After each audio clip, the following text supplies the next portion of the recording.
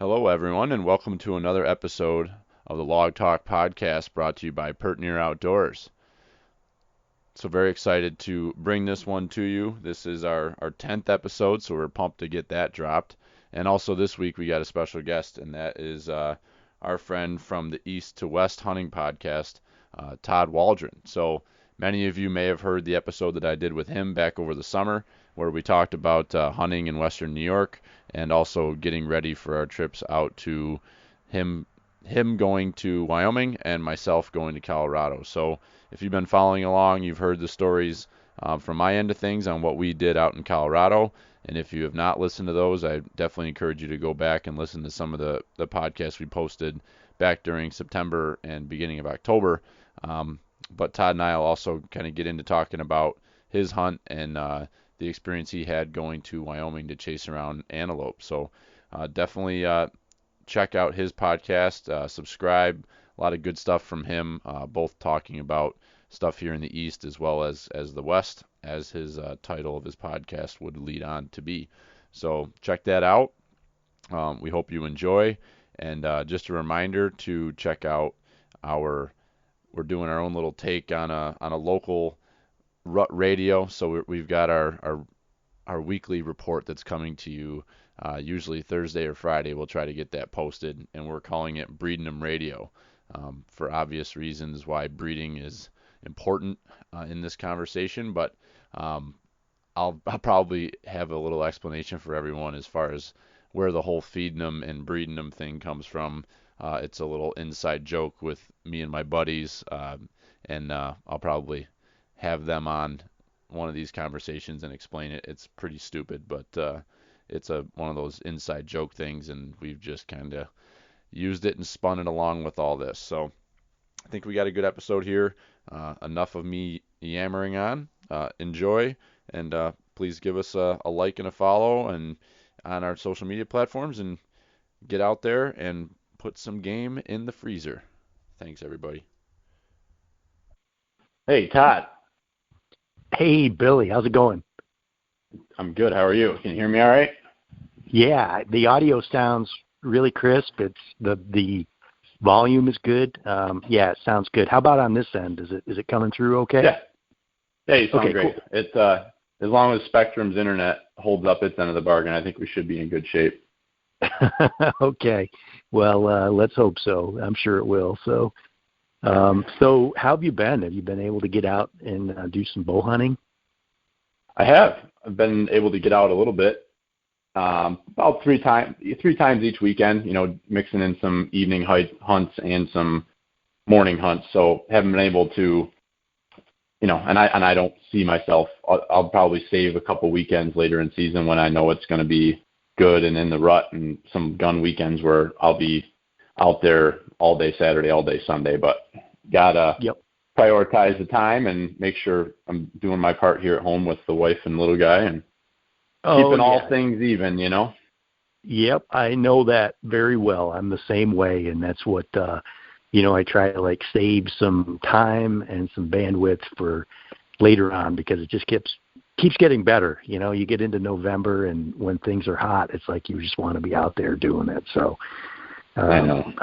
It's so hard because you want to come out of the gate at 100 miles an hour, and I know. And then it's like every week that goes by, you're like, oh God, there's a week gone, and it's like, just relax. It's 3 months long. Like, you don't need to. I know.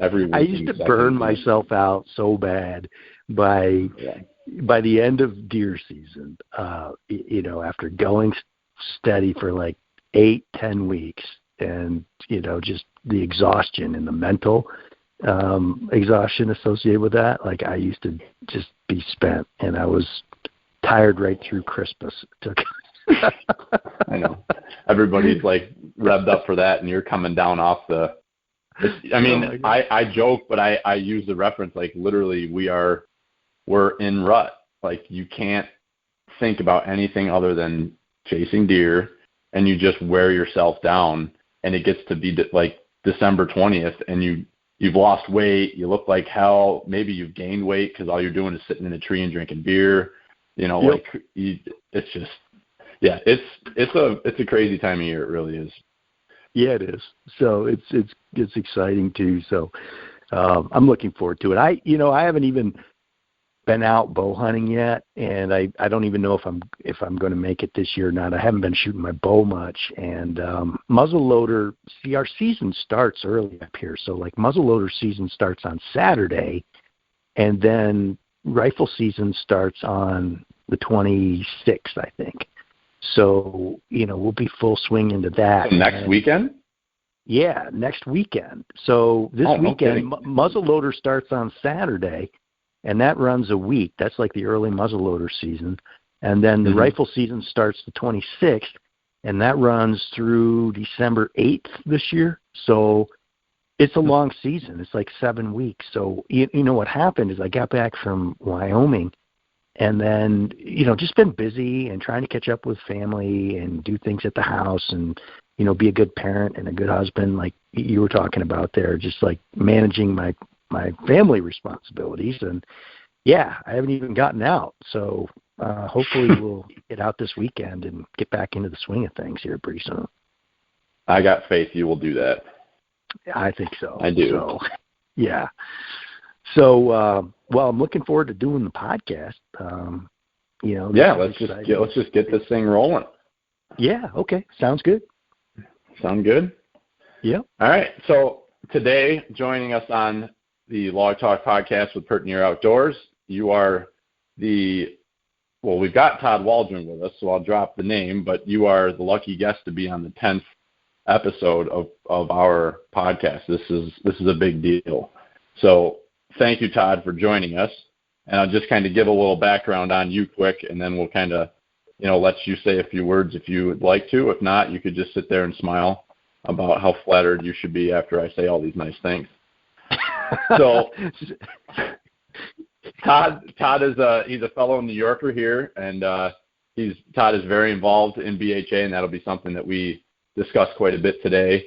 But he's also, as we've all learned, he's now a true antelope assassin. You can really put him down. You made it sound like it's the easiest hunt ever, but I have a feeling that that's probably not a true representation of that. And he's also a fellow podcaster. So Todd he's been doing a podcast for a couple of years now, and I've followed along as he's kind of grown his podcast, and he was nice enough to have me on back on episode 77 and kind of encouraged me, and you've been a big help in getting me started here with our own podcast. So I guess with that, I will turn the table over to you, Todd, but first and foremost, thank you for being on, and thank you for, kind of giving me the kick to get my own podcast started. So thank you. Yeah, thanks, Billy. It's a pleasure, and I'm really excited about your Pert Near Outdoors community, and I'm really glad to be on the podcast talking with you here. It's a pleasure. I'm excited to see a great Western New York podcast going out there, and the conversation we had a couple weeks ago on episode 77 has been a big hit. It's been one of our most popular episodes here in recent months. So it's really a pleasure to catch up with you. And man, what'd you call me? Antelope assassin? I don't know about that. I was sitting in the little boy's room making notes before we jumped on the phone, and I'm like, Antelope assassin. That is a sweet name. Well, it turned out to be a pretty good trip, and we can talk a little bit about it. But once in a while things just seem to come together this time. So I was thankful for it. Yep, they do, and you got to love it when they happen, because sometimes it's when you least expect it. So it's awesome. Exactly.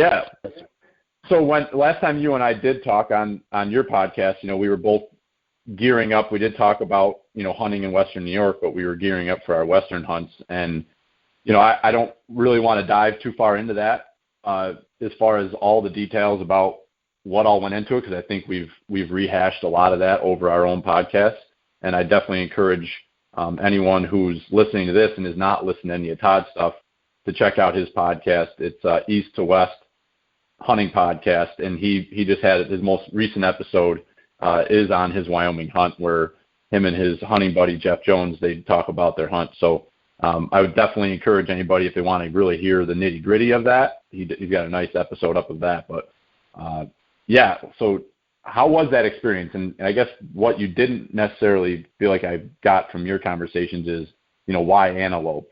And that's something it's never really been on my radar, but just of the last year, starting to hear more people talk about antelope hunting. So what was it that got you guys to jump in on that this year and try to put a trip like that together? Yeah, Billy, thanks. So I'll just start off by saying it was an incredible trip. We did have a great time, and things came together really nicely for us. And that's not always the case. For anybody that's considering a Western hunt, I would say, just do it and have fun and keep at it. So like this was the fourth Western trip I've done, do-it-yourself kind of public lands kind of hunting. And we've done 2 Colorado elk trips in the San Juan Mountains near Durango and near Silverton. And then I did a mule deer hunt in Nebraska in 2017. And all 3 of those trips were amazing trips. The experiences were great, but there were a lot of ups and downs, and there were a lot of learning curves, and there was a lot of suffering, so to speak, physically from altitude and climbing and all that stuff. And just, those hunts never did come together in terms of bringing home wild food or filling a tag, but they were incredibly rewarding and memorable hunts and building blocks from my point of view. So like what I would say is like being able to go out to Wyoming this year on this antelope hunt and to have things come together, it was just incredibly rewarding and enjoyable, and so for, I guess the advice I would just on a broad level is just to say if somebody has that bug and they want to try Western hunting and they get out there and it doesn't work the first trip or the second trip, to just stay at it and keep the big picture in mind and just enjoy the incredible experience. As like being out in Colorado, it can present all sorts of challenges with elk hunting, safety-wise and just like physically and emotionally and everything. But, you feel really good about it and use those kinds of things as building blocks. And then, eventually, just like here, if you keep at it, things will come together and it will click. And that's kind of how I felt about this whole pronghorn trip. I guess as to back to your question about the why, my hunting partner, Jeff Jones, and I had been building preference points for Wyoming for both pronghorn and mule deer for several years. So like you can just go on to Wyoming Fish and Game and buy preference points. And I think they're like $30 a year. They're not incredibly expensive. And so we had, over the last several years, I think I had accrued something like 5 points, and Jeff had like 4 points or something like that. And one of the beautiful things about Wyoming is you can apply, if you have a hunting buddy or several hunting partners, you can apply as like a party, and you can like average your points and then apply for a unit like that where everybody's kind of on that same party, and you either get it or you don't. So that's nice when you're thinking about, okay, going out there with other people and being on the same page. But like we just, I think we wanted something different. We had elk hunted a few times. I think we got some inspiration. My buddy Josh Watts is from Mississippi, and he had done this hunt in Wyoming, not in the same unit, but in a similar type of scenario last year. And we had a podcast with him earlier this year. And I think that's what was the catalyst, actually, Billy. It was just something like, he planted the seed, and it sounded like a great opportunity with, with a lot of fun interaction with, plenty of animals, lots of access, lots of action, so to speak. And so it just piqued our interest. We were ready to try something different. And we just got into a great unit, so the opportunity was there. We saw plenty of game, and we were fortunate to be able to fill some tags and bring some incredibly great wild meat home back to the East Coast. How many pounds of meat you get out of that? Yeah, I think we got something like 80 pounds a piece, maybe. So like the pronghorn, I think live weight, they're probably the bucks and the does. So we had a buck tag each and 2 doe tags each. And so we were hunting both BLM and walk-in areas, which are like private landowners that have walk-in access. Well, anyway, I think gross weight, live weight, the animals are probably something like 120 pounds. And what we were figuring is by the time we did all the processing, like the gutless method in the field, we boned everything out.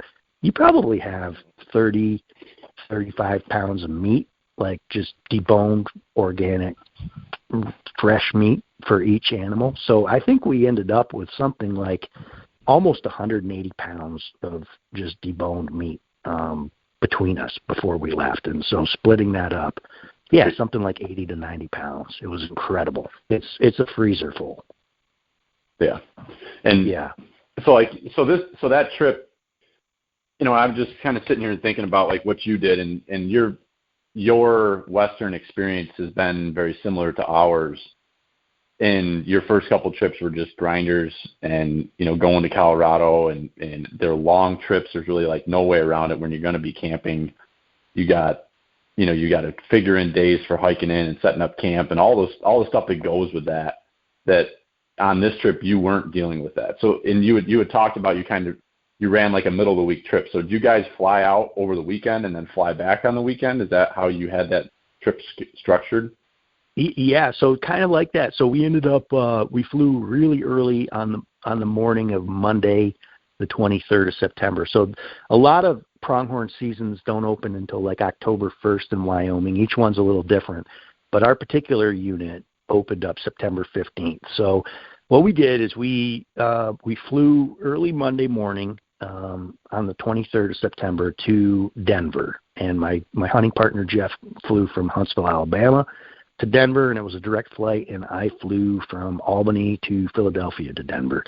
And so and then we came back on Friday. So it was like a midweek hunt, and we were out there in Denver with the time change. It's a 2-hour difference with mountain time. So 10:30 in the morning Denver time, we're in the Jeep that we rented and on our way up to Casper, which is about a 5-hour drive.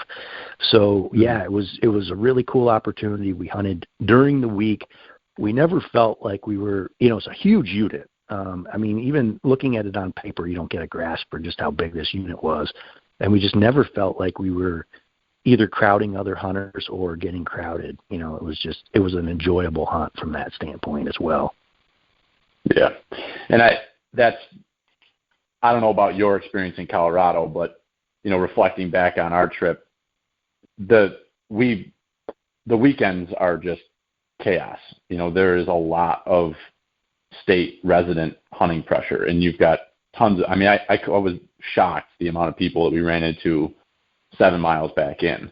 But then Monday through Friday, there was still a fair amount of traffic up on the mountain, but it was all hiker traffic. There was literally no other hunters Monday through Friday. So, we've been all kind of our group, we've been talking about it, and 2 of us have got young kids and, hope to grow our families. And it's like, if we're going to do these trips, we can't do these. We went into this one saying we're going to do a shorter trip, and it still ended up being almost a 9-day trip, and almost 10 days. It was 10 days. So we left on Thursday night and got home on Sunday afternoon. So like those are long trips, and I would love to kind of go the route you went and, fly out, rent a vehicle, hunt for 5 days, jump in a plane, and you're home, and nobody even really feels like you were gone. It's kind of on paper the way I would love to draw it up and do what you did. So it's cool that you had success doing that. Yeah, thanks a lot. And it is pretty cool. And that's what, that was another driver as well, like thinking through the hunt and, why we chose this particular hunt was that we felt like it was something that we could do with the time that we had, and so we were, with 5-6 days or something like that, it's perfectly feasible to do that. And, you can focus on the hunting. Like it was, we were staying in an Airbnb right in Casper, but you could stay in you could tent it, you could customize that however you want, but it's a comfortable hunt where there's opportunity, and it gives you a chance as an Easterner, I feel, to like hone some hunting skills. And at the same time, in a short period of time, you know, you're not worried about just like surviving in the mountains. And so you can focus your energy on that hunting aspect of it and not just like the bigger picture of keeping yourself in one piece and getting home, you know? Yeah. Well, you talk about definitely a great trip. Yep. You talk about honing your skills, and like that is something that like you guys, sounds like you had stalking opportunities like many a day. Whereas like when you're up in the mountains, you a lot of your best opportunities are going to be stalking, but you might only get one opportunity a day. And I mean, I blew multiple stalks because it's just, there's just things like when we're hunting here back home, most of the time we're not in ag fields trying to sneak up on something. You're on the side of a mountain with a lot of timber and objects you can put between you and the animal. So it's really not, it's hard, but it's not, there's only so many factors you got to worry about. Whereas out there, you've got a lot of openness and you're trying to figure out how to approach those animals and how to make that stuff happen. So like, yeah, that's the best experience you can get is doing it. And that sounds like that's what you got from chasing those pronghorn around. It was great. We really, we did enjoy it. And it is from that aspect, there's an element of efficiency about it, Billy, right? Because it's just like you're on animals and like the time in between, the downtime, so to speak, is relatively short compared to being in Colorado, like with our experience where, you know, we were in elk camp all week and we had one or two opportunities to actually stalk, you know, and they were quick. And so you either, like, it either happens or it doesn't. And in this case, it was fun. It gave us some chances. And believe me, we blew more stalks than were successful, but we had a great time with it and you learn from it. And yeah, it's just, it's a great gateway, in my opinion, to Western hunting in a fun trip. And it's something that you feel, what I'm excited about is I feel like it's something that, I'd be comfortable taking my dad to do something like that, or my daughter when she's a little bit older. And so it was enjoyable. Yeah, it was a great hunt overall. Awesome. Well, thanks for breaking the ice on that, because now there's going to be a ton of people from the east running to the west to chase around those forked horn looking crazy speed goats. So it's awesome. Yeah, and I'll just say that, you know, just to close that, you know, conversation out, the meat is amazing. You know, we took care of the meat immediately, and it's as good as any wild game as you can imagine, and they're beautiful animals. And it's a great trip. So awesome. So did you have any questions for me? I know you were inquiring about, or you said you might have had some things you wanted to know about our trip. Yeah, so absolutely. So, you know, you and I have spoken on the phone a little bit since we both got back, and what an incredible adventure, and what you know, with your situation, with your friend, with his arm and with the aneurysm and all that. What was that like for you? Like with this trip, if you had to compare it to previous trips, like, you know, every trip is an adventure and every trip is different. Like, what was your take-home message, or like what was your, like, the one thing that you learned on this trip that you feel like would be important for people to know? Man, that's like the world's toughest question. I'm sorry we don't have to do that. Yeah, you put it, here you are. No. Yeah. It's a great question. This is gonna be like the continued theme of my hunting season, is that you gotta be patient. You gotta slow down, because there was a lot of, I mean, Todd, the amount of opportunity we had with mule deer in that week was unfathomable how many deer there were.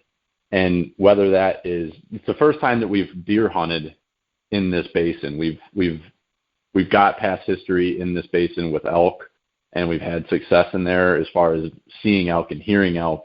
And then, of course, we shot the bull. One of the guys in our group shot the bull on opening day. So we did get an elk on the ground. But the remainder of the hunt, we were all kind of after elk, but kind of in the back of our minds knew that if somebody, and it wasn't even in our minds, it was something that was being openly discussed, is that if we shoot another elk, doesn't matter if it's Monday morning or if it's Thursday morning, the hunt's over. Like, we can't handle another elk. So patience, let the opportunities, I guess, know when to push and know when to hold back, because I would be sitting here telling you a story about how I shot a beautiful mule deer buck if I was a little bit more patient and let the opportunity that I had unfold.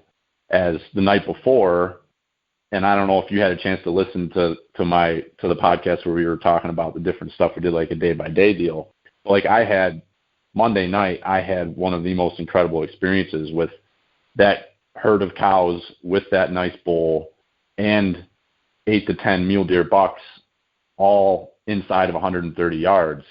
And I was perfectly calm. I was perfectly relaxed, had everything under control. I was in control of the situation. I decided not to shoot because it was not in my range. The closest that bull got was 114 yards. Could I hit that 4x4 target at 114 yards? Yes. But I had practiced, and I had told myself 100 was my max. And I showed that restraint, And then you flash forward 12 hours to the next morning, and we're into the deer, and I'm running around like a chicken with my head cut off because I'm down lower below the guys, and they're telling me where they're seeing deer, and I'm like going this patch of trees to this patch of trees, and I'm like I was out of control. Like, reflecting back on that morning, I was out of control. And by the time I get back to my spot where I should have been sitting the whole freaking time, and I told everybody where I was going to be sitting, here comes 2 bucks right exactly where I expected. And I just rushed the whole thing. And I was outside myself, and I was outside of being calm and in control of the situation. So I guess that's lesson number 1 that I learned. And lesson number 2, even though you only asked for 1, is, when you shoot an elk in the backcountry, that is not like shooting anything else. And none of us had experience with anything of that nature. When we were out there the last time, we shot 3 deer, which is roughly the equivalent of 1 elk meat-wise, but it's still not an elk. And that pack out broke 2 of our guys bad because Danny had a blood clot and we didn't know it. So that was number 1, that was a health issue going on there. And Brian's been battling some pretty serious health issues as well, and was able to, in just a 6-week window, get himself back to strong enough to get up in the mountains. But both of those guys were not at 100%. So knowing that and saying what I'm saying, like, you shoot an elk, that is a huge undertaking to get that thing off the mountain. And especially when you're back in, I don't care how far you are, but when you're back in more than 5 miles and you've got elevation, like, it's going to beat you up, and you don't know how that'll beat you up until you do it. So I guess that's my lesson, is like, it's not a like, oh my God, you can't do it type of thing, but you got to take the training seriously. You have to, if you're going to go up in the Rocky Mountains, I don't care what state it's in, but if you're at elevation and you're up on a mountain for days carrying weight on your back, like, you got to take it seriously and prepare yourself, whether it be in the gym or just out on the road with your pack on. Like, you've got to be ready for it. So I guess those are my big takeaways from that trip. Yeah, those are incredible takeaways. There's a lot of maturity with that, and like, with the patience game and knowing when to push and when to be, when to be patient. That's something we all struggle with. I struggle with that here. I think I'll struggle with it my whole life, of just knowing that whole balance. But it is good when, like, when you have that mental clarity where it's like, okay, I'm just going to be patient and I'm just going to sit this out. And when things do work like that, it really helps. I think you're spot on about all of that, Billy. And I think what makes it hard out there is keeping a clear head, like, mentally on some of that stuff when you're just beaten down physically.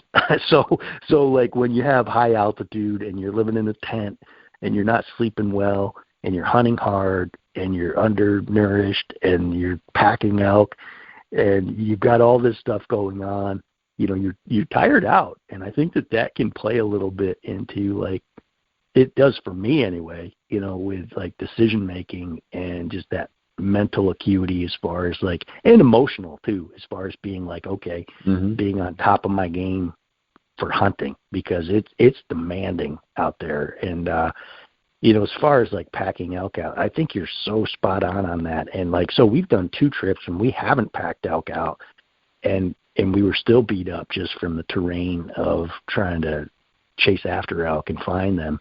And I've got to say, like the first trip we did, we were in this box canyon, probably 6 hours from the truck, and it was the steepest country we ever had been in. And we both kind of came to the conclusion within a couple of days that, we would not be able to get an elk out of there physically. And so we just like made that ethical choice, like, hey, if we can't do this with the weather the way it is and everything, we just need to back out and come up with a plan B, and that's what we did. Yep. And I think that's the hard thing. You get that. So like as a group, when we came back in Monday, Brian and Danny, they were both, they're in bad shape. Like it took us a while to get back in there. Their knees were hurting them, their hips were hurting them. And that's just from carrying, 60 to 70 pounds on your back downhill for 5.5 hours. That's the one thing. Like when I talk to people about training going out west, it's not like going to the gym for an hour. It's not, doing that. Like you can do those things, but nothing replicates. And this goes back, you're a distance runner too. Like you've run long races, and you can't train yourself. You can be training for a marathon for 20 weeks. And I did a trail marathon last year, and I did the training, I followed the program, I could handle the miles. But what I wasn't ready for was being on my feet and moving for 5+ hours.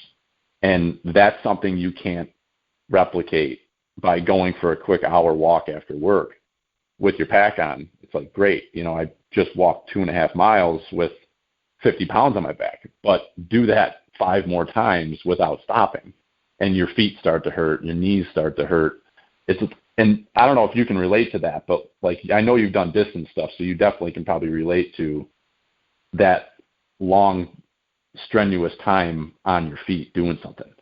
Yeah, totally can. I think it's entirely analogous. It's like a similar situation, because like when you're training up for a marathon, you might run, 16, 18 miles or something like that. You get yourself into a situation where you can cover ground and you can run for a couple hours, but you're not getting to that end game where it's feeling like you're hitting the wall and you've been on your feet for nearly 4 hours. And then that's when all the emotional baggage hits. And then it becomes this like mental game of, it's just as much mental as physical for me. It might not be for everybody, but it becomes this mental game of, man, I just need to put one foot in front of the other. And that's how I felt in Colorado when we were coming out of that box canyon, climbing up over that mountain for 6 hours, getting back to the trailhead. Like I got into that exhaustion level, and, you're getting beat up, and we weren't even packing meat, but you get into that mental stage where your mind starts playing games, and you just have to like push yourself to say, I'm going to do this because I don't have a choice, and I'm here, and I'm going to make the best of it, Yep. And I think that I didn't expect to get talking about running with you, but I know that you're a runner, and like that's one of the things that I never was a runner growing up. And once you get past, playing team sports, and then you get busy with things, you don't have time for it. Like you got to find a way to put yourself through. I'm a firm believer you have to do things that make you uncomfortable so that you can work through that stuff. And like running is the best. It's the best for that, because you can do so much more. And I've gotten big into following a lot of these runners on social media, and it's like, it's all mental, and so if you start falling apart and you start giving up, then you're done. But you can work through a hell of a lot when you want to attain that goal of running a marathon or running a half marathon. You can do it. You just got to, when you start feeling that, you got to fight those thoughts in your head and power through it. And then it's like the greatest feeling, greatest accomplishment ever when you cross that finish line and you did something that you never thought you'd do in your life, and you hurt, and, you know, you put 20 weeks into it, but it's like, there's my reward. I just did that. And that feels awesome.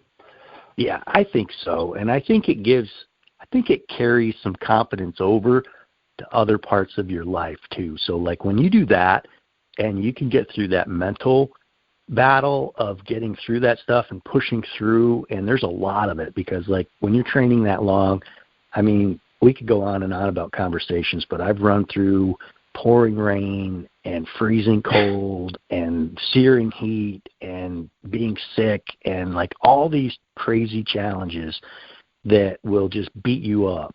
And I feel like, okay, if you can get through that kind of stuff, it just gives you confidence, like emotionally and like just from your identity standpoint, like, okay, I can get through this stuff, you know? So along with the benefits of like the physical training for then trying to do something out west, you know, I think it just carries over with your mental toughness to like when you're packing that meat out there, like you're talking about, and it's 6 hours or 6 miles, you're going to follow through with it and you're going to do it. And then, you know, and then it's going to be good. It's not going to feel good at the time, but it's going to be great when it's done, you know, and I think that all contributes to it.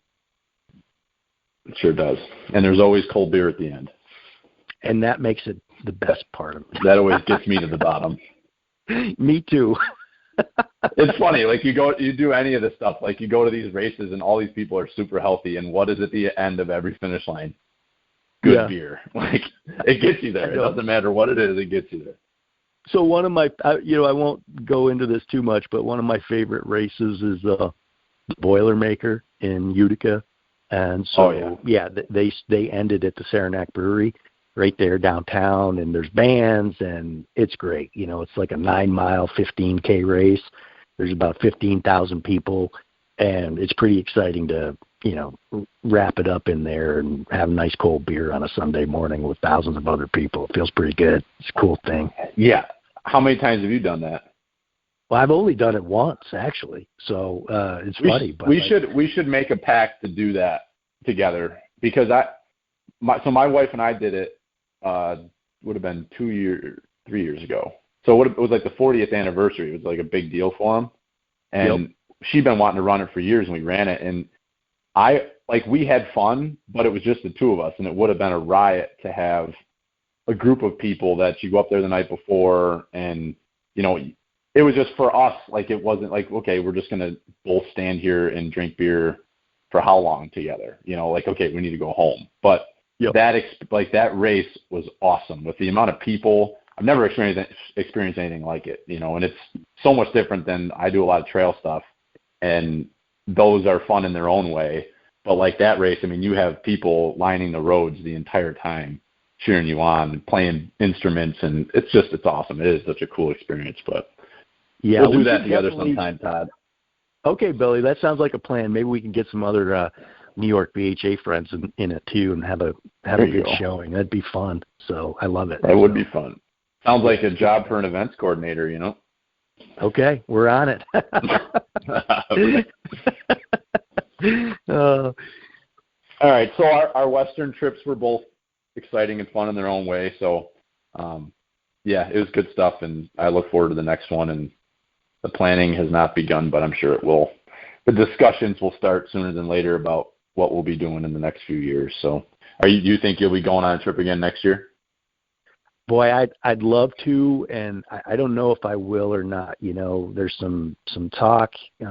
Jeff has his eye on a piece in Colorado, maybe like an archery hunt in September. I'm going to have to wait and see. So it may be next year. If it's not next year, it's definitely the following. So it's something that I want to, you know, with Western trips, every time you come home, it's just like dreaming and looking forward to the next time you can get out there. It's really pretty special. So, yeah. And the one, I guess, like, just if I could offer some advice, like as a final wrap up on the Western hunt conversation, I would just say that every trip has unforeseen kinds of circumstances. In your case, I mean, you had some really serious life-threatening situation happen with your friend. And like in my case, there was nothing like that, but I ended up, driving home from Chicago because the flight got canceled and everything. So I guess my big advice would be, roll with it and do the best you can. Like in a situation like with what you guys encountered, and that was really serious, and you guys, obviously did the right things, and your friend's okay, which is just incredible, and we're thankful for. And like in my case, it wasn't anything like that from a scale standpoint, but like if things come up and things aren't the way you think they ought to be, you just roll with it and try to keep the big picture in mind and enjoy the whole process, because you'll be home soon enough and you'll be sitting in your living room and you'll be thinking about that big mountain, and all the good things will come to mind, and some of the suck will just be ameliorated at that point. So you're so but right. Not all of it. No, not all of it. But it's all about mindset, and I talked on our podcast about some of the stuff that Brian and I were in such a bad mental spot, because when we came back down into Denver, we packed up our tents and it's like, we're going home. We call the wives, we're talking to girlfriends, like, okay, girls, we're coming home. Like, you're excited to go home. Like, as much as you love being there, you're excited to go home. But it's not like you're 2 hours from home. It's 24 hours in a vehicle, and your mind is ready for that. And when it threw us that curveball, it is super hard to stay positive, because you're like, and us as men inherently are super selfish, and all we're thinking about is, oh, woe is us. We don't know what to do. And here's our friend sitting in the hospital, battling a serious health issue. And, so like, it's so hard. And that's why I'm really enjoying doing this podcast, because it kind of makes you take a step back and tell a story and reflect on this stuff. And it's like, what the hell are we thinking? Like, we're in Colorado, chill out. You have a place to stay. Like, you just relax. Like, you'll get home when you get home. But in the moment, it's very hard to keep your head straight on all that stuff. But yeah, you're 100% right. You got to go with the flow. You don't know what the heck's going to happen, and you're not around the corner from your house or your grandma or your dad. It's like, you gotta flow with it. So it's a great way to wrap that combo up. Yep. Cool. So what's stacking up for you on, you were talking earlier that muzzleloader starts for you this weekend. Did you get right out after it? Do you hunt muzzleloader and rifle and the whole shebang? Yeah, so I'm really excited about this deer season, and this is shaping up to be a little bit different for me than usual. So a couple things that are going on. One thing I'm really excited about this year, Billy, is I am acting as a mentor. Quality Deer Management Association, QDMA, has an incredible program called Field to Fork, which is like a mentoring program. And so they've done some of that out like in the Rochester area, where they're bringing new hunters out into the field. They pair up a new hunter with a mentor. You go through the hunter ed course and range stay together, and then you hunt together maybe 3-4 times throughout the season.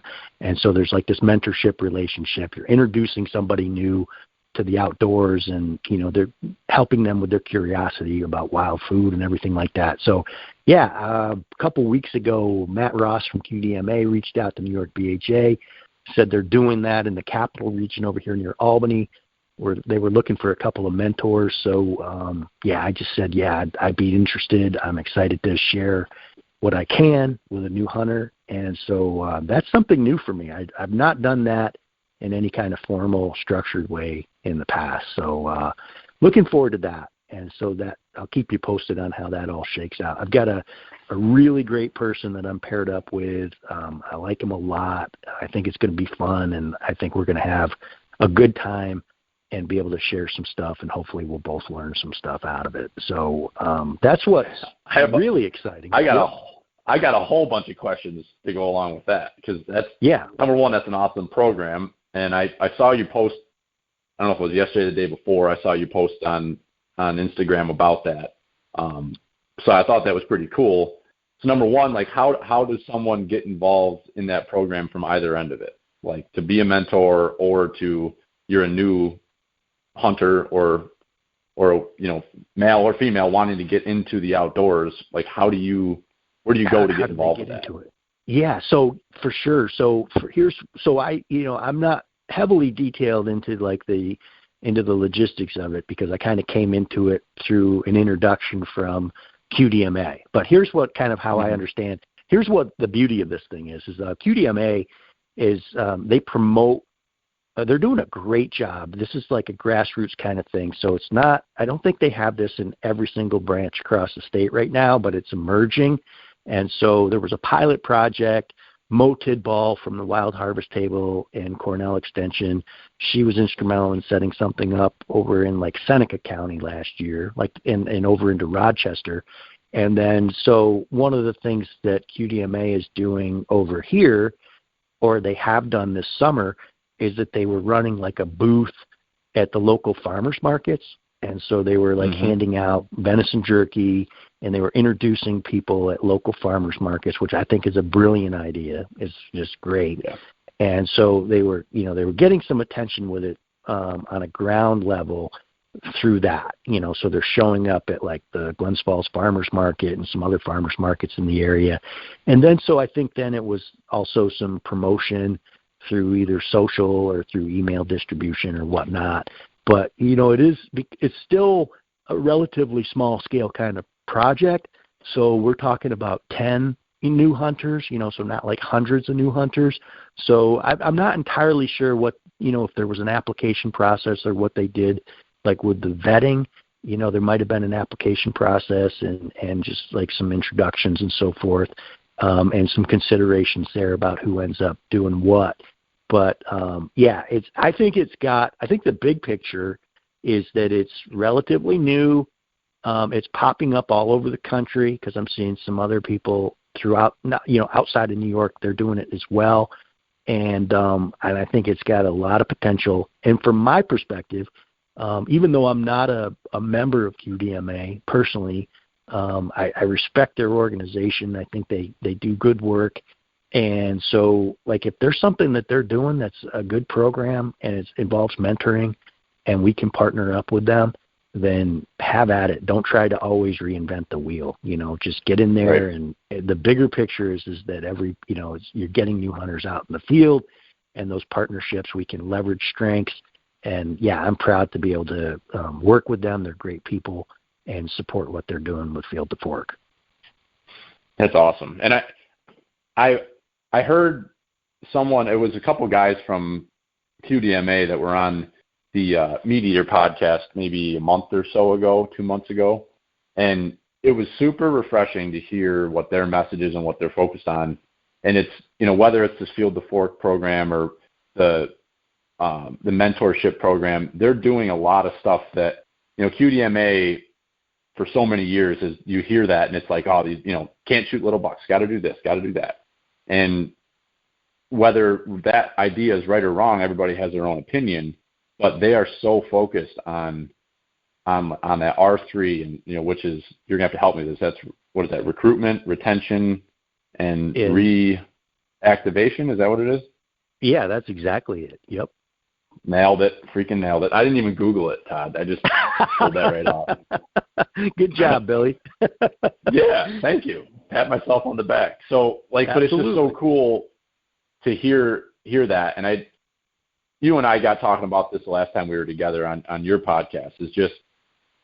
It's very interesting to me. There's a lot of people that are super curious about this, and there's a lot of people who were hunters, and I can see being a father of a family that's growing right now, it's super easy to back out of that. And if you don't have that group of people around you that are keeping you engaged and keeping you interested, and you lose sight of, whatever got you into it, whether it was your dad or your grandpa or your uncle or your mom or whoever got you into hunting, if that piece goes away and you don't have that to keep you into it, I think the reactivation is almost as big, or if not bigger, than the recruitment, because there's so many hunters out there.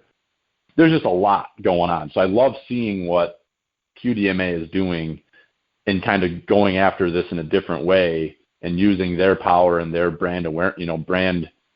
People know who they are, and they're talking about different things, and it's just super refreshing to hear that. And super cool that you're participating in that program up there. And so, like, what's that time commitment for you? Is it a couple Saturdays a season? What does that look like? Yeah. So, and I echo your sentiments about thinking that it's really cool what QDMA is doing, because they have a brand out there and they have a following, and I feel like they're leveraging it really well for the right reasons, and one thing that's really cool is Matt Ross, who was on the Meat Eater podcast there a while back with QDMA. Yeah. He's a New Yorker, so he lives outside of Saratoga. So it's really cool that, so he's right here, and he's a great guy. He's really knowledgeable. He's so approachable.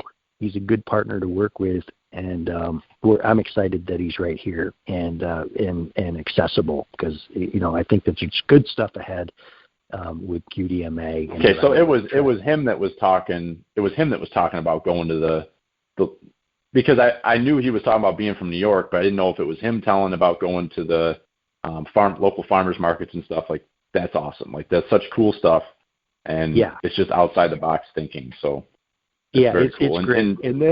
And then to answer your question about my time commitments, so far, what they've done is they set it up so that there's some prep work, with the new hunters who are going to be going through hunter ed, getting their licenses and so forth, and then having a range day.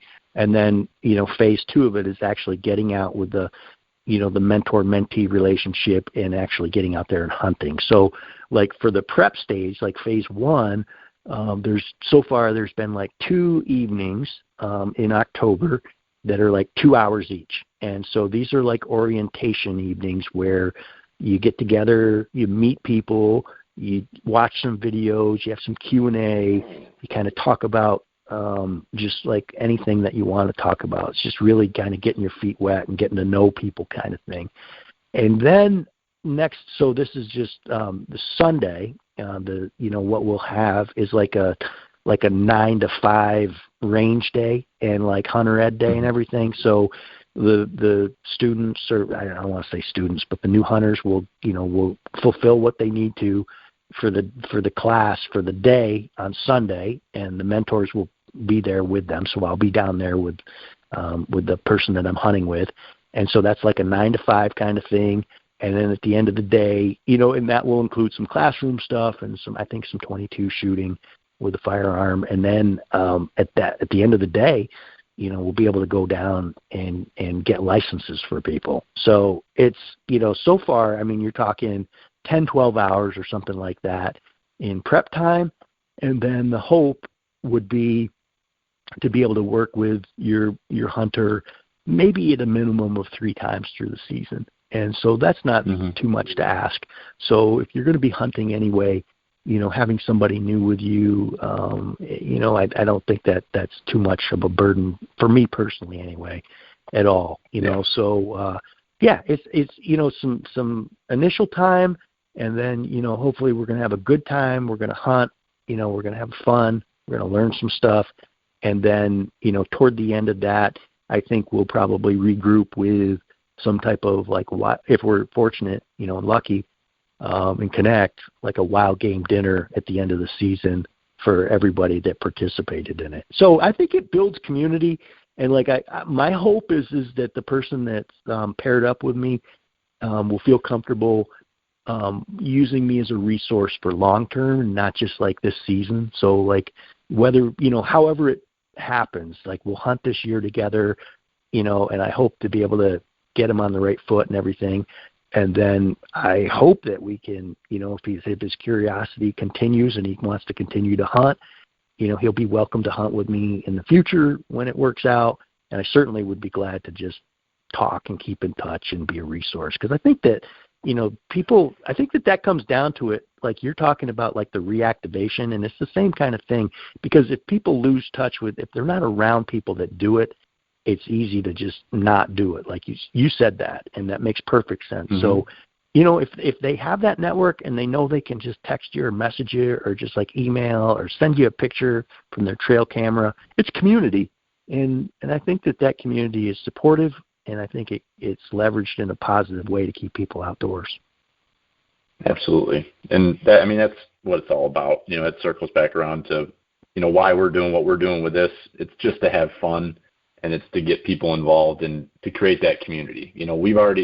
I'm very fortunate to have one, and it sounds like you are too. I know you've got, family that hunts, and you've got hunting buddies that you have that community. And I think it all comes down to you just so badly want other people to experience why it is you're so passionate about this stuff that we do, and everybody's got their own community, but it's like you just want to share that, what we have, with anybody that wants to be part of it. It's cool. So yeah, I love hearing that. That's super exciting for you there. And so you got that going on. You're excited about that. So how is the deer hunting looking like? So one of the things we're doing is we're kind of trying to get a canvassed coverage of all of New York State with different folks, and I think you and I have talked about them. I have you be one of our Breeding 'em Radio people that we're going to contact throughout the season to get kind of updates. So like, what's things looking like? You have a good mass crop up by you this year? I guess, what does that territory look like that you're hunting? Because you do a lot of public, and it's up in the Adirondack. So what does that all look like for you? Yeah, I'm optimistic about this year, Billy. So we had early snow last winter. So like we had snow on the ground, 17 inches in November before Thanksgiving last year, and I was a little bit worried about how the deer herds were going to react to it. But I think aside from some pockets in the far northern part of the Adirondack Mountains, I think the deer herd did great. They weathered through it. There was just enough, I think, respite periods in the winter where they made it through, and I was seeing a lot of deer this summer. The bachelor groups for bucks, I was optimistic, like up until like the second week of September, I was still seeing bucks out in the fields together. Like right here by the house, there were 3 or 4. They were still bachelored up, and they were not quite rubbed off, but this is going back to mid-September. They were just about ready to rub. And so we've got a great mass crop this year. There's a lot of food. There's beech nuts. There's acorns. And so, there's going to be plenty of food sources to key in on. And so that's both, I guess it could be both a blessing and a curse in the sense, but I always view it as a blessing because it's good. I think about what's good for wildlife, and if there's a lot of food, I think that's going to be positive for the deer herd. So it can be a little tricky in terms of just having so much food that you just got to kind of parse through where the deer are and what they're actively working on at this particular time. They don't have to. Some of the challenges that can come along with that is if there's a lot of food up here in the Adirondacks, they're pocket animals up here, and so they may not have to move that far. They're going to be probably keyed in pretty close to food at this time, and so before the rut kicks in. So that kind of creates a situation where you just have to put boot leather on the ground and cover some ground and just find the deer, and so that's just what you do here, and that's kind of part of deer hunting in the Adirondacks. And if that's what you need to do, then you can keep that in mind through the big process. But yeah, I think I'm excited about it. I feel I've seen some scrapes so far. Like the area that I'm hunting for muzzleloader is like a funnel between a big mountain with some acorns and oak on it and some cover. And then, there's this finger of oak in between that's kind of thick. And then there's this big cedar swamp down at the bottom. And so I'm seeing plenty of deer traffic through there. Picked up a few rubs. I haven't put any cameras out or anything like that. So I don't really know what's going on with the timing of movement right now. But I just from looking at the traffic in that area, I can tell you that they're working acorns. And I think it's going to be a heck of a fun and exciting fall for us up here. Awesome. I mean, so how do you this might seem like a silly question, but are you do you use like a run and gun setup? Do you have a tree stand that you bounce around in? Do you have stands that you have set up? Do you hunt primarily off the ground? How do you attack the big woods there? So those are great questions. And so I do, over the years, I've been slowly transitioning to kind of ground hunting and just like run and gun hunting and just like mobility and moving a little bit. So I do have a tree stand but I only have one tree stand at this point. I've pared it down quite a bit. And my tree stand is in that funnel that I just mentioned, because it's such a good, heavily trafficked area. It's produced for me year in and year out when there's acorns.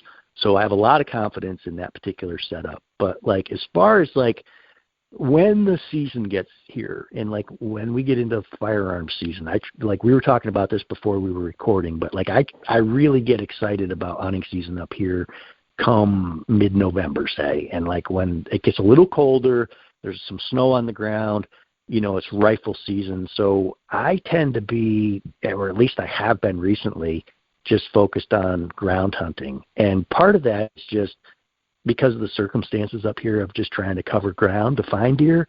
And part of it, quite frankly, is just my personality, where the older I get, the more, you know, it's just like I'm one of these people that has to see over the next ridge. You know what I mean? Like yeah. I love if I'm in an area that I know, you know, is going to, you know, has a high chance of producing as far as like having deer traffic, I can sit still, and I don't mind doing that, and I certainly will where it's appropriate, and there are many cases where it is. Otherwise, I just strap my boots on, and I like to walk. So that's my personality anyway. It's awesome. And one of these years, one of these days, it'd be fun to get. I would love to do like a mid-November rifle hunt up in the Adirondacks when we get some snow on the ground, and, you know, set up a tent and just like live it out of a wall tent. Like that's something I would love to do.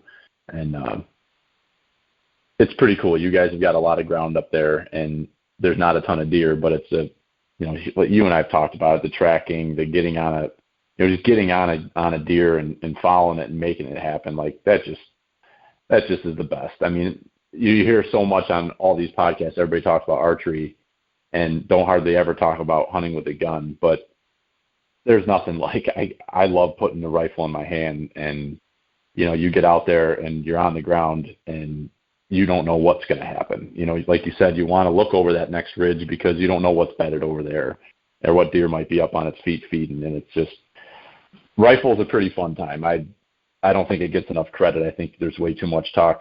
Archery's awesome. I love archery, but rifle is equally as awesome because the opportunity you get and just the different style of hunting you can deploy while doing it. So yeah, someday, Todd, we'll run the mountains together. I can't wait, Billy. Like, you have an open invitation to come up here and hunt anytime. So it's so much fun, and it's such a cool experience. And I think it goes under the radar. Like, I kind of feel like there's like some similarities to Western hunting, like with the covering ground and getting up on ridges and, you know, all the kind of stuff that people that hunt in the West like to do. You know, there's different, you know, there's different terrain. It's thick. The deer numbers are low, but it's such a cool experience. And I can't wait until we can nail down a time to do it together. So look forward to it. Someday. We'll keep talking about it. It'll happen.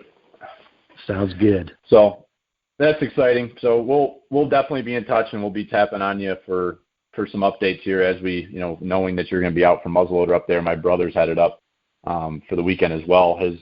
His wife's family lives in Remsen, so they're just south of the northern zone. No, they are in the northern zone there for deer. They're not. I think there's some weird lines because we can't hunt there for bear when we go up for early bear.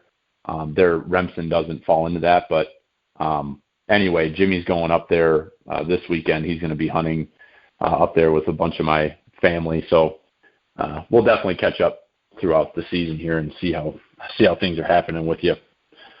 So the last thing I wanted to – sorry, go ahead. Yeah, no, I was just going to say that sounds awesome. Remsen's a great area out there.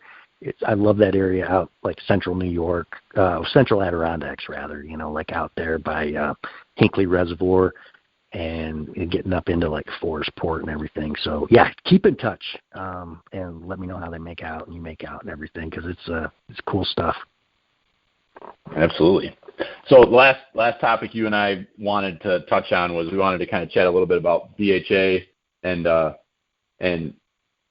just kind of dig into what the organization's all about. And what I wanted to start that conversation with is how you got involved in BHA and kind of how you got to where you're at now and the role you have. And we'll kind of spin that into some other discussions too. So I guess kind of give a rundown on that. How did you learn about backcountry hunters and anglers, and how did you end up getting involved at the level that you are now.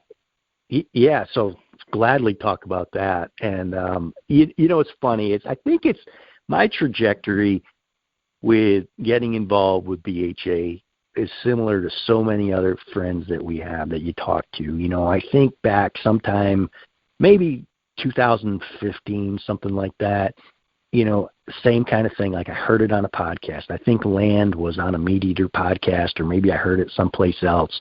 And Steven Ranella was really, I feel like, instrumental in promoting BHA back in those times when, and they're still in this like startup, heavily growth oriented era. But he kind of helped put that front and center. And I was really inspired by, Land's message, and it was just different. And like Western hunting, for instance, that's kind of the hook that got me kind of started with that, was because at that point, I had those aspirations. Like I had, for my whole life, I had wanted to do a Western hunt. And at that point I hadn't done one. And so like hearing these conversations about why public lands are important and how they're set up for everybody and how they're accessible and why they need to be stewarded and protected, that whole thing just resonated with me on a personal level so much. And I just knew at that point that I was interested and I was curious about getting involved. And so what happened was in 2016, I went by myself to the National Rendezvous in Missoula. So I didn't know anybody out there. I just saw that Steven Ranella was going to be there, and I saw that, Hunt to Eat folks were going to be there, and I wanted to be in on it, quite frankly. I felt like it was important enough where I wanted to meet these people. I wanted to somehow get involved and somehow figure out what to do. And at that point, I wasn't even really doing anything with the chapter, in New York. Quite frankly, I didn't even know we had a chapter in New York at this point, and like back in 2016. So I got out there, and the first person that I met was Tim Brass, who is a BHA staff member, incredible guy, friendly. He's he's one of the policy leads for BHA and one of the leaders that, that helps with recruiting chapters and policy positions for chapters and so forth. And just a remarkable guy. And so, first person I meet in the Holiday Inn, I think it was in Missoula, is Tim Brass. And we start talking about the New York chapter. And he put me in touch with Dave Colavito and Ron Rohrbaugh, who were the chapter leaders at that point. And then the very next person that comes down into that room that morning was Land Tawney. And we started talking, and he was really welcoming and friendly and, supportive that I came all the way from New York by myself, didn't know anybody. Yeah, right. And so that's how that was what catalyzed the whole thing. And then that was an incredible weekend. And I met that was the very weekend that I met Jeff Jones, who's my hunting partner now. So he did the same exact thing. He just came and winged it. And it was just meant to be, we started hunting together. We had common interest in getting involved with leadership. So the beautiful love story. Yeah, I know. It's crazy, right? Bromance or whatever they call that. But they make movies about this shit, Todd. I know, but I don't want to be on the Hallmark Channel, I want to be yeah, right. But anyway, so we end up, it was cool. So that's how it rolled. And then when I got back, I was all fired up and wanted to get involved, and it wasn't just me, because what happened was I think I got back in touch with Dave Colavito in New York and Ron. And at that time, there were a bunch of other people that were feeling the same way. And they were, there was this critical mass of maybe a dozen people that really wanted to try to set things moving and keep things and figure out what the next steps were going to be. Because we had this chapter at that time, 50 people were in the chapter, and people that had the early vision that hey, this can be something. And so it all started, one thing led to another. I don't want to talk too long about it, but it was a snowball effect, Billy. It just from there, eventually we got this critical mass of early leaders that emerged. We formed a board. And at this point now, I'm just going to brag on, our chapter members, because the growth that we're seeing in New York now is driven by our chapter members from all over the state that just, continuously reach out and want to get involved and do great things. And they're amazing individuals. We have an incredible team. We have a good board right now. And so, yeah, we're seeing all this growth, and it's because of the quality of all the people like you. You're stepping up with, being a regional coordinator for your region, and that's a leadership role. That's like one of the most important roles that we can have in 2020. Like, that's an initiative where we're trying to get leadership in place in all 9 DEC regions throughout the state, so that we have representation on the ground, so that we can engage more members, so that we can, put on more events and we can continue to grow. And that's all because of people like you and other leaders and chapter members who just show up and want to do some kick-ass things. Thank you. And it's an easy thing to get behind. And I think that's probably exactly what you would say, is that it's like, how can you not be all about this and support it? And I think it's a lot of people are, they hear about it, but it doesn't really resonate. But once you can find that one thing that hits home with somebody, whether it's they love fly fishing, they love backpacking, they love hiking, they love trail running, they love hunting, whatever, like all these things that we have around us, we take for granted. And sometimes we don't even utilize them that are right in our backyards because you don't think about it. And it's a really fun thing to be a part of, to get out there and use this land and water that is available to us. And it makes you care more about it. And I think that's one of the best things about being involved and joining Backcountry Hunters and Anglers for the $25 it costs a year. It totally changes your mindset and your approach to walking outside of your house. And, you walk by a ditch and you see a bag, you pick it up. You see a can in the woods that somebody left 20 years ago, you pick it up. And it's like, I walked by that stuff 2 years ago. And it just, you kind of just start to look at nature, you start to look at the things around you totally differently. And so, yeah, that's all awesome stuff. And I'm really excited about what you guys are doing, and was honored that you reached out to me about being one of the coordinators, and I'll be doing the Region 9 here for Western New York, Buffalo and kind of south down to the PA line. So very cool to be part of that, and excited to see what we're going to be able to do, to continue to grow membership. And, it's not all about that. It's also about, creating that community like we were talking about, and, getting people outside to enjoy the things that, our state and our country give us the access to enjoy. And at the end of the day, that's what it's all about, because that's everybody's, and that's everybody's place to go out and learn how to hunt, learn how to fish, get outdoors with their family. At the end of the day, that's what it's all about. Got to keep it simple. So. Yeah, it's what it's all about. It's so well said, Billy, like what you said there. And I'll just add, that oftentimes, we're fortunate here in New York where we don't have a public land transfer issue here. Like, if you look at the stability of our public lands, we're in pretty good shape. Our forest preserve is protected constitutionally. There are no imminent threats. We work through some access issues that, pop up from time to time with, like, fishing access on lakes and rivers and stuff. So there's some stuff like that. But, we're fortunate where we have an abundance of opportunity to get out and enjoy the outdoors. And that's the kind of stuff that we all benefit from, like you're saying, like whether you hike, hunt, kayak, fish, mountain bike, whatever, there's a lot out there that we all benefit from. So, even though, we're in good shape from a public transfer situation with our land and our public lands, there's still some amazing work that our members are out there doing in New York. So, there's cleanups, like you're talking about, picking up those cans and picking up, that bag. And I mean, we just had so much momentum here recently.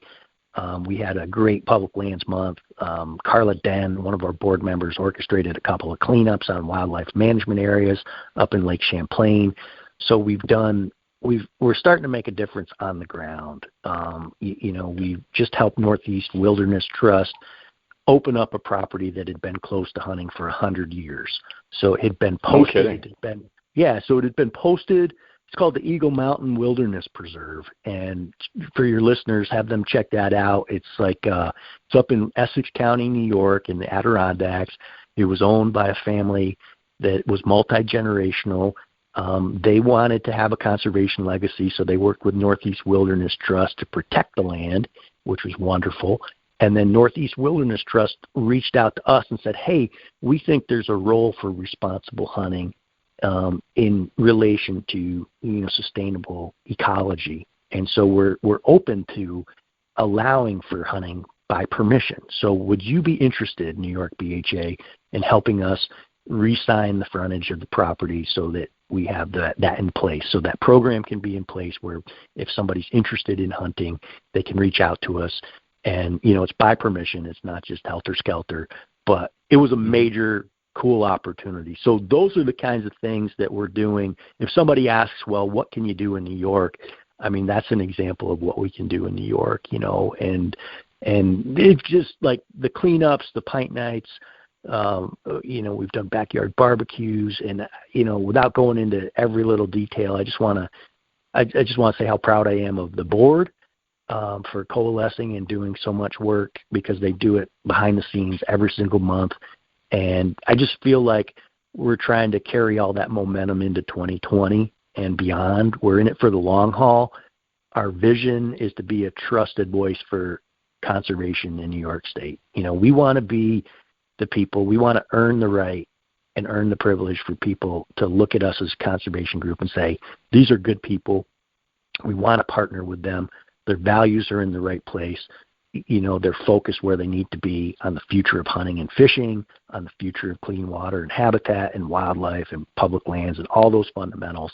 So that's the big picture, and then everything on the ground, is important work. And then, like you said, it's all about the community. And I mean, I get a ton of gratification out of the friendships that I've built through our chapter, because I feel like pound for pound, we have so many amazing, cool people in our chapter. And I know people from BHA all over the country, and I'm fortunate enough to call a lot of them friends. And I can say that for New York, that we have some of the coolest people out there here, and it's a pleasure to hang out with them and to be able to get some great work done alongside of them. Absolutely.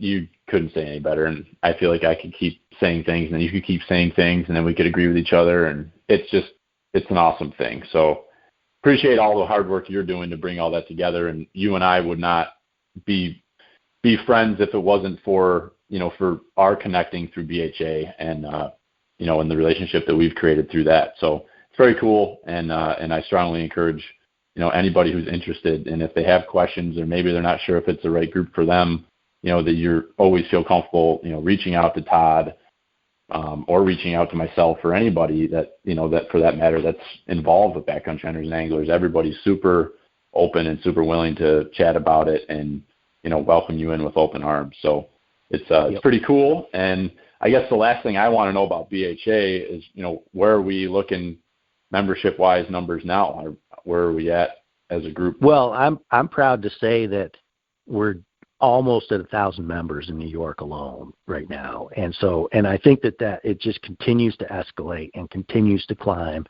And so we have we're already planning for 2020, Billy.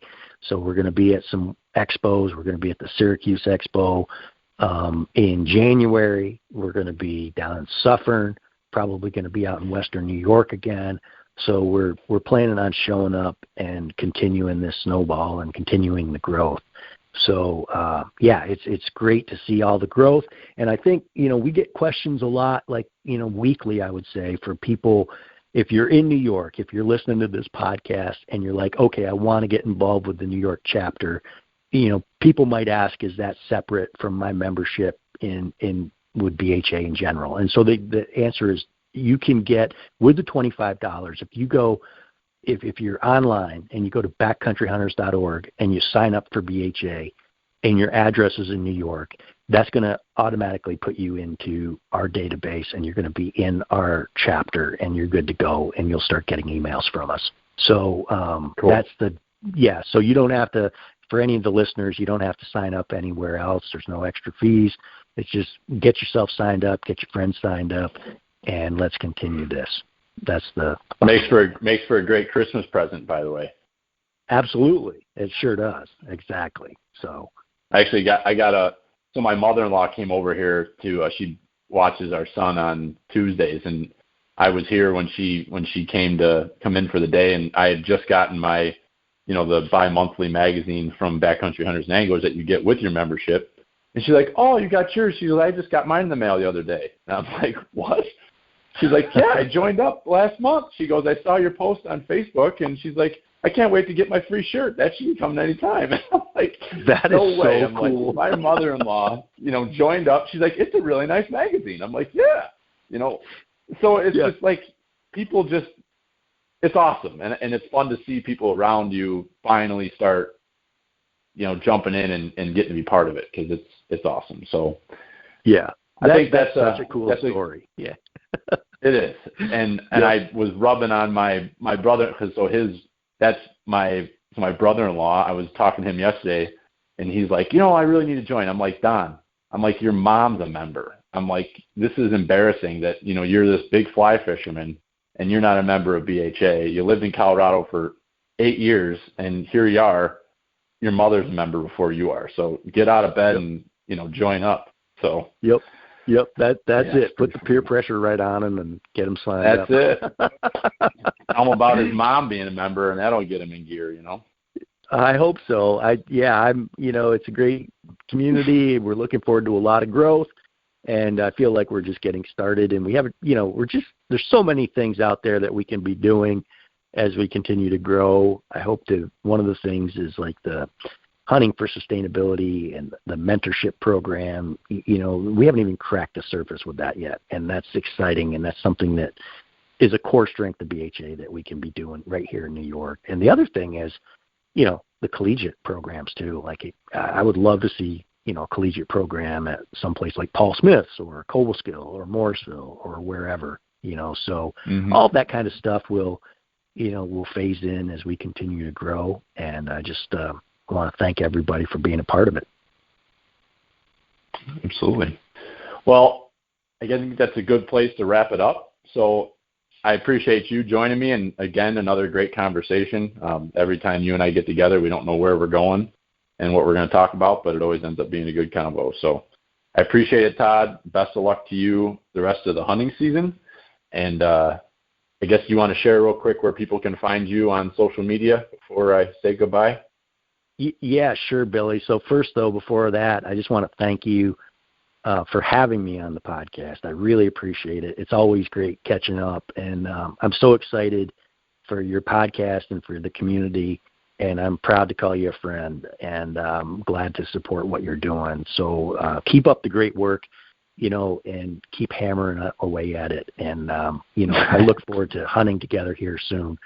And as far as like social media for the podcast, for my end, you can find me on Facebook at East to West Hunting Podcast, and on Instagram at East West Hunt Podcast, I think it is. So I'm on, Facebook and Instagram with the podcast, and then personally, my Instagram handle is Waldron-Todd, and you can also find me personally on Facebook as well.